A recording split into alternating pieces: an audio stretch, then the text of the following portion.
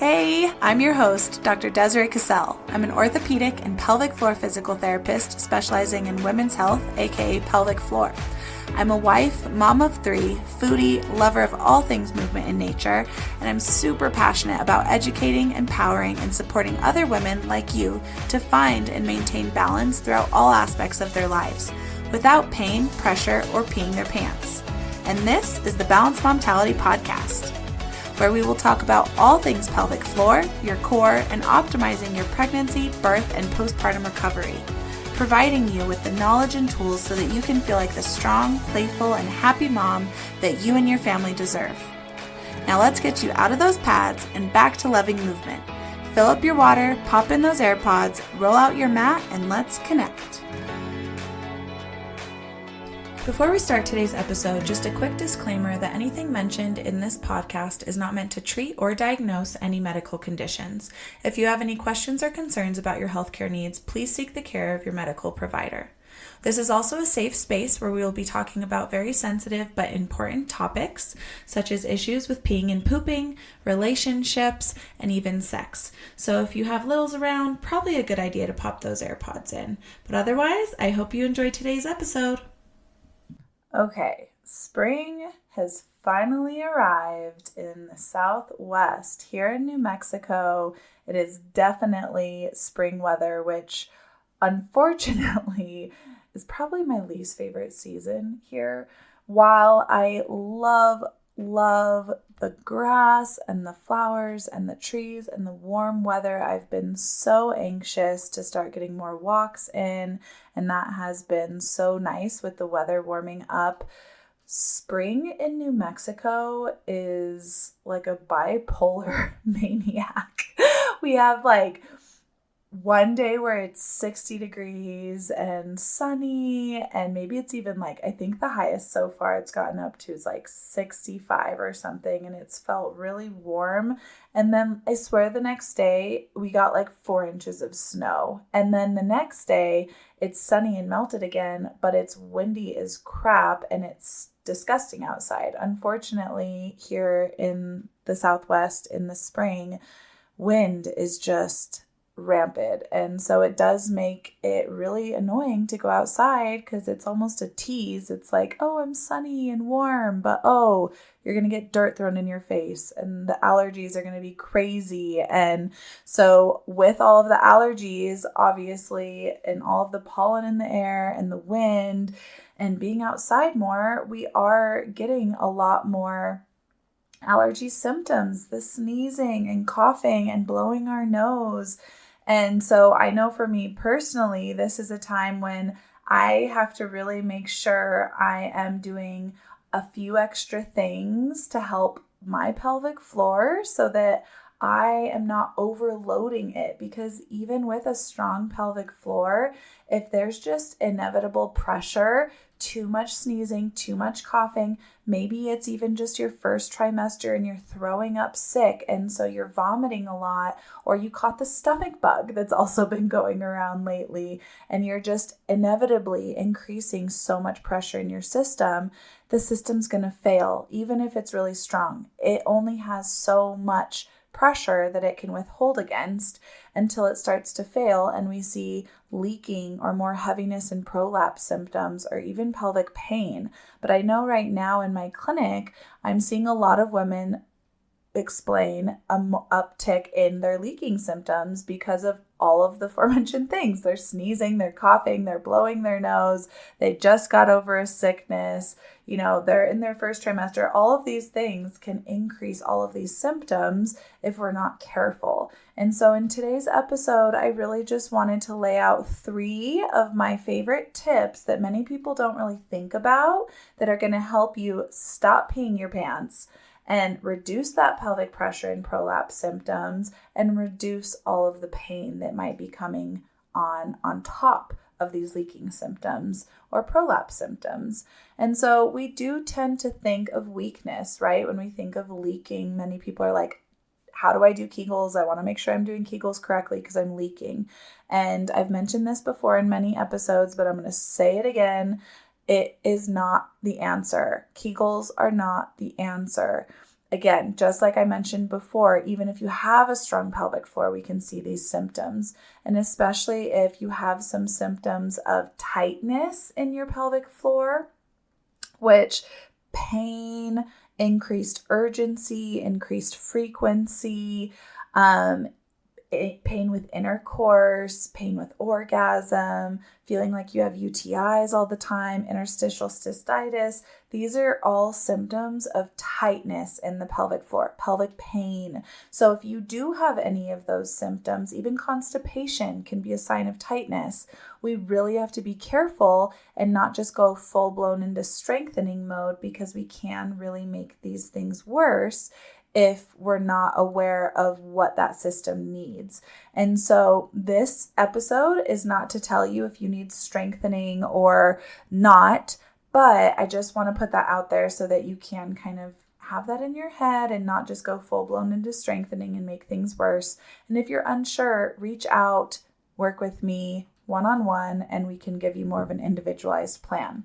But aside from strengthening, because that is the obvious one, right? Like if we do that internal vaginal assessment, you don't have any of those other symptoms I just mentioned, muscle is soft, but it is just super weak. There's just a really difficult time engaging and contracting, or maybe you have some decent strength, but you don't have the control there. Then we do want to work on increasing that strength and control and awareness.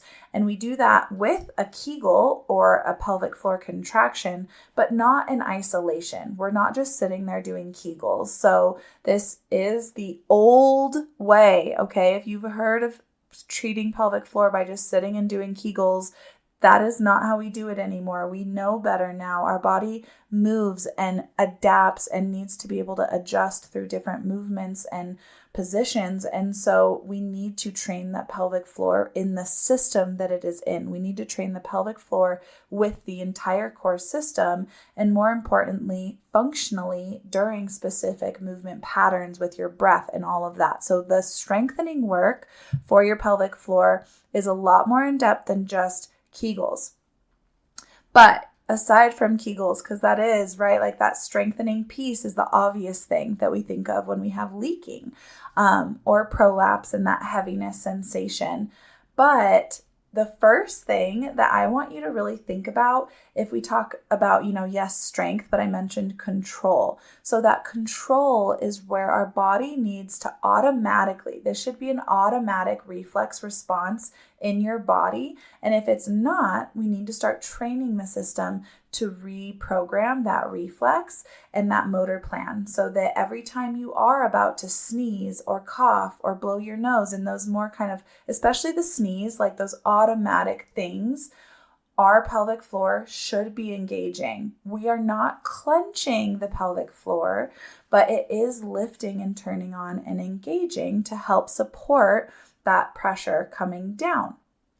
So next time you sneeze, next time you cough or blow your nose, just observe what your pelvic floor is doing, because we need to know, are you turning it on? Is it not turning on at all? Are you completely bearing down into your pelvic floor during a cough or a sneeze? Are you maybe clenching it super tight to try and resist it, and you're crossing your legs, you're even putting your hand there trying to create pressure because you just know I leak on sneezing? What is happening with your pelvic floor during these moments of increased pressure? And so to clarify, this is stress incontinence. So when we're seeing that leaking on a moment of increased pressure, that is stress incontinence. So there's a moment of pressure, a sneeze, a cough, again, throwing up, blowing your nose, jumping jacks, running. There's an impact, there's an increase in forces. This is stress incontinence, and this is what we are talking mostly about today.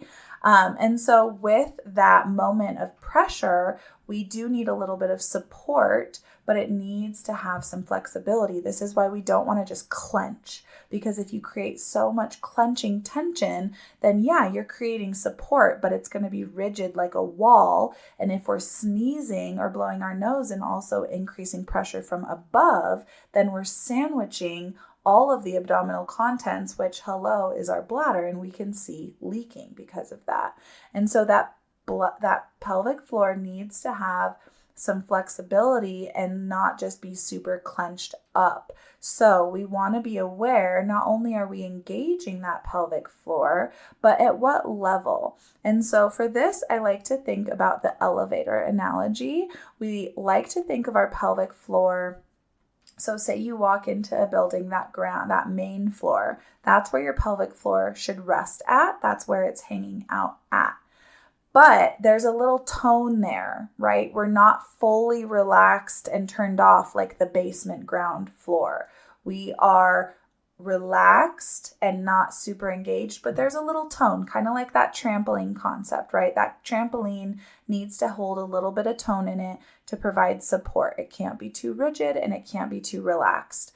But when we're at that main floor, when we're breathing, we do need to be able to relax and lengthen and turn off our pelvic floor and go into the basement and even maybe a level below that basement. But we're definitely not bearing down into our pelvic floor and feeling contents of our organs shifting and coming down or any increase in pressure. We're not bearing down, we're just relaxing and lengthening.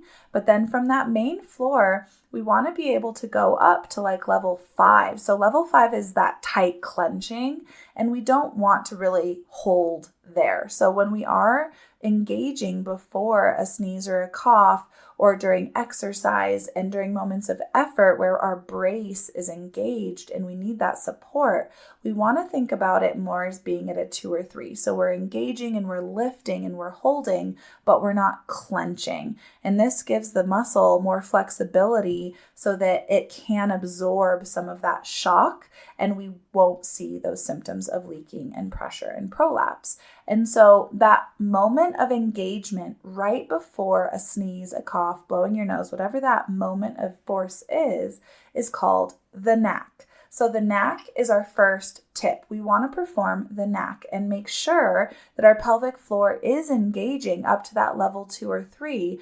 before a sneeze, cough, blowing our nose. So at about, and especially, right, like sneezes can come out of nowhere, but there's usually like a half second where you're like, oh, it's coming. And so that's when you want to engage that pelvic floor. So you have that support.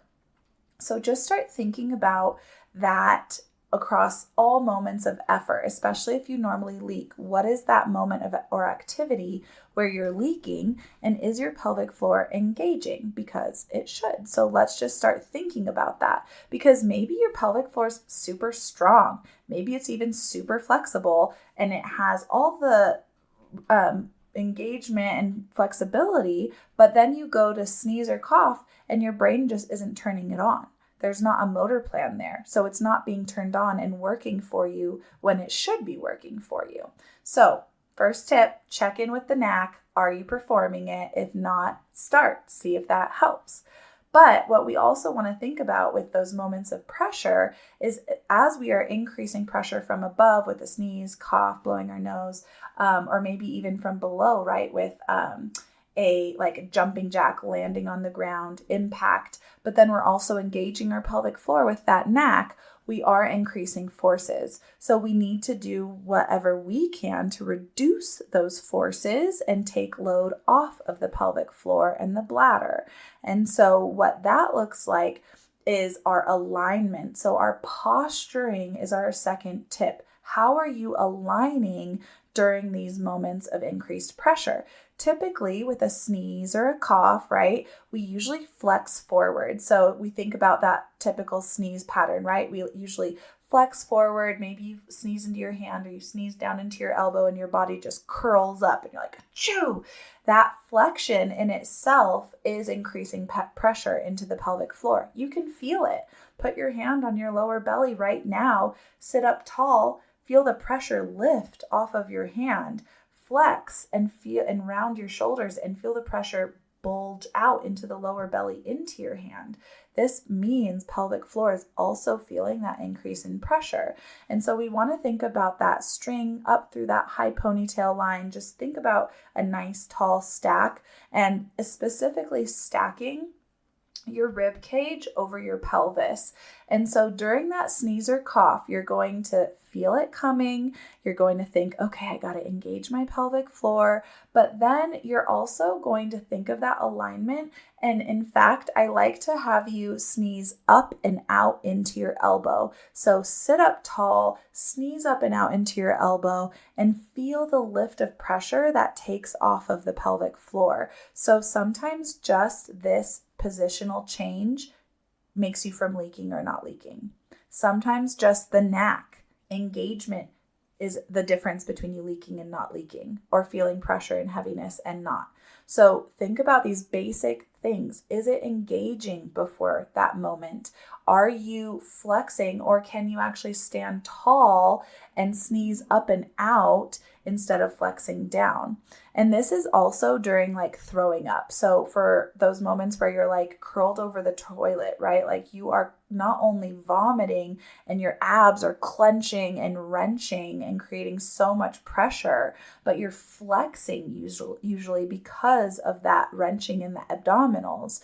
And so what we want to do is try and stack your body and get up a little bit more on your knees, or try and think about that stack of the rib cage and pelvis and hinge forward over the toilet or over the trash can or wherever you're throwing up, right? Because unfortunately, I've had women come in and be like, I'm just throwing up and peeing at the same time. At this point, I'm sitting on the toilet while I throw up into a trash can because I'm just peeing myself. And I'm like, oh, you poor thing. So ideally, we don't want to create extra flexion in the system. Try and think about that stack. I know it's hard, especially moments when you're throwing up and just not feeling good, but these are what's really going to reduce that pressure and reduce a lot of your symptoms. And so first tip is the knack. Second tip is watching your alignment and trying to come up and out with that sneeze or cough or blowing your nose, and stacking your rib cage over pelvis, especially during moments of vomiting and throwing up. And also during exercise, right? Like if you're leaking during jumping jacks or moments of impact, what is your alignment like? Are you flexing during that moment of impact? Maybe you're even extending during that moment of impact, and you're not able to keep a nice neutral posture during that movement pattern. This is something I help with in detail. So reach out and we'll get you in a session so we can troubleshoot specific activities or movements that you're leaking with or feeling pressure with. But these are things I want you to just start thinking about as you are moving through your day-to-day, allergy season, cold and flu season, first trimester life, exercises, whatever it is, right? Jumping on the trampoline with your kids. We want to stop the leaking symptoms. My last tip for you guys is more about the breath and thinking about, again, how can we reduce pressure in the system? And so this isn't necessarily for the sneeze or cough, but this is for that moment where you know you're about to leak. And so you're like jumping off of a curb or you're doing that jumping jack. This is where we want to time our breath with that moment of impact. So specifically, we want to time our exhale during that moment of impact. In this way, we can reduce pressure if your breath coordination is correct. So if you've been doing the breath work and you feel that inhale, everything relaxing in the pelvic floor and in the core, and then as you exhale, everything should kind of lift and recoil back up. So for this, it translates now during those exercises and those moments where you're leaking. We need to make sure your breath is really coordinating well during those moments of impact, and that you are exhaling during those moments so that we are lifting pressure off of the pelvic floor and not inhaling and increasing pressure, or worse, holding your breath, right, and bearing pressure down on the pelvic floor, increasing that pressure. So my bonus tip for you guys right now, especially for allergy season, is to make sure that you're taking care of your allergies. You are managing your allergies, whether that's naturally, holistically, with herbs, homeopathics, Claritin, prescribed allergy pills, whatever it is, getting those allergy symptoms at bay and making it so that your system isn't having those moments of increased pressure all the time chronically is what's going to really help you in the long run reduce those symptoms and prevent things from getting worse. So we do need to really manage those symptoms. And then when it inevitably happens, right, and you're like, okay, I'm still leaking, I just can't get this cough under control, I can't get the sneezing under control, whatever it is, then we need to take it into account, like, your pelvic floor is probably tight. Even if it is very weak, if it's leaking with sneezing and coughing, especially if it's not right away, but it's like, oh, by the end of the day, or it's been just this really bad bout and now I'm leaking, then it probably cramped up and became dysfunctional because it just didn't have the strength and control and the functional ability that it needs to support you. And so it spasms and tightens, and then we see a lot of symptoms. So even for me, when I start to realize like, oh, I'm feeling like I'm going to start leaking again, or I'm starting to feel that pressure no matter what I'm doing because I just can't get this cough. This is me right now. I have this tickle in my throat and I cannot get it to go away, and my cough has been so annoying.